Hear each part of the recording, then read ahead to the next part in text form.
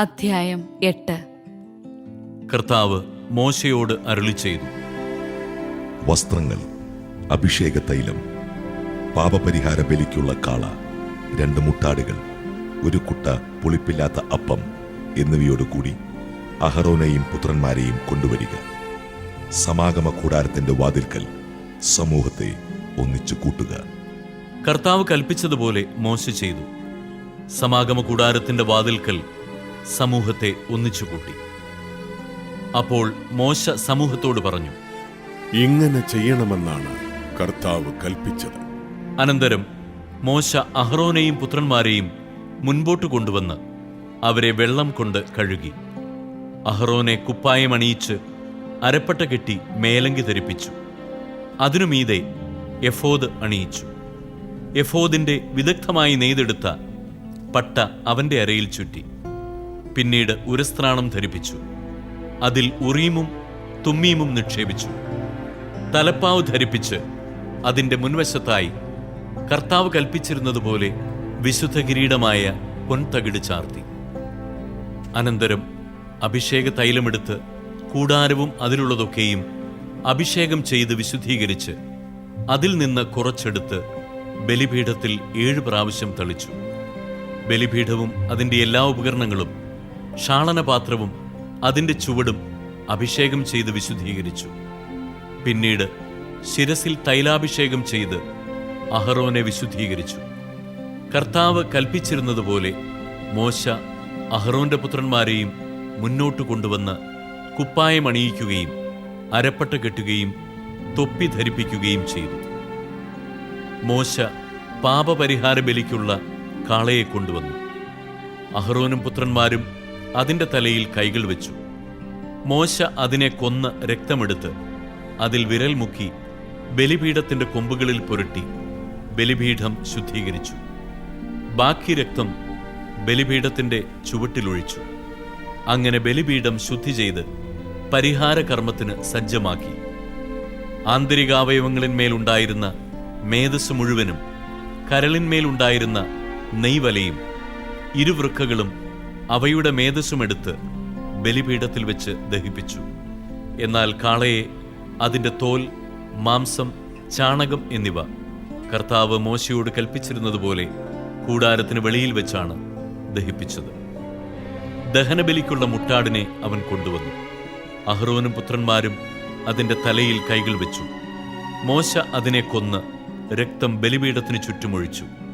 അതിനെ കഷണങ്ങളായി മുറിച്ച് തലയും കഷണങ്ങളും മേധസ്സും ദഹിപ്പിച്ചു.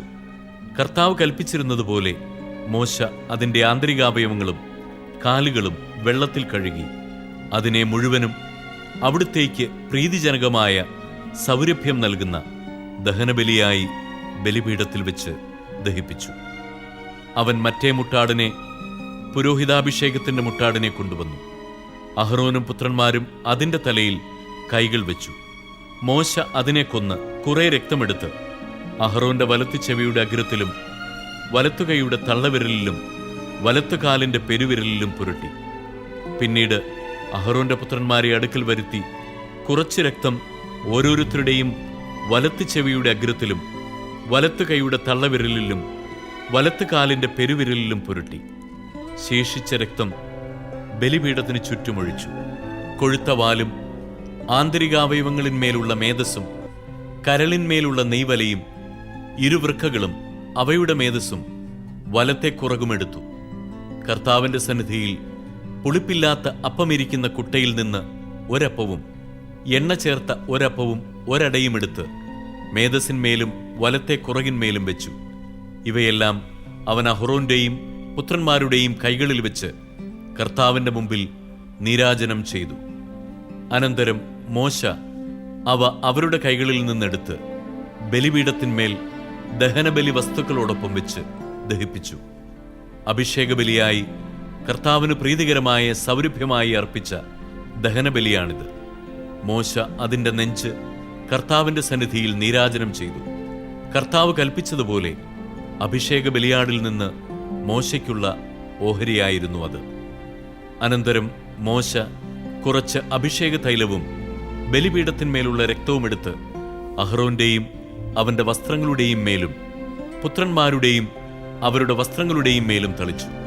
അങ്ങനെ മോശ അഹറോനെയും അവന്റെ വസ്ത്രങ്ങളെയും പുത്രന്മാരെയും അവരുടെ വസ്ത്രങ്ങളെയും വിശുദ്ധീകരിച്ചു. മോശ അഹറോനോടും പുത്രന്മാരോടും പറഞ്ഞു, സമാഗമ കൂടാരത്തിന്റെ വാതിൽക്കൽ വെച്ച് മാംസം വേവിക്കണം. ഞാൻ കൽപ്പിച്ചിട്ടുള്ളതനുസരിച്ച് അതും അഭിഷേക കാഴ്ചകളുടെ കുട്ടയിലുള്ള അപ്പവും അഹറോനും പുത്രന്മാരും അവിടെ വെച്ച് ഭക്ഷിക്കണം. ശേഷിക്കുന്ന അപ്പവും മാംസവും തീയിൽ ദഹിപ്പിക്കണം. അഭിഷേകത്തിന്റെ ദിവസങ്ങൾ തീരുന്നതുവരെ 7 ദിവസത്തേക്ക് സമാഗമ കൂടാരത്തിന്റെ വാതിൽക്കൽ നിന്ന് പുറത്തു പോകരുത്. എന്തെന്നാൽ അഭിഷേകത്തിന് 7 ദിവസം വേണം.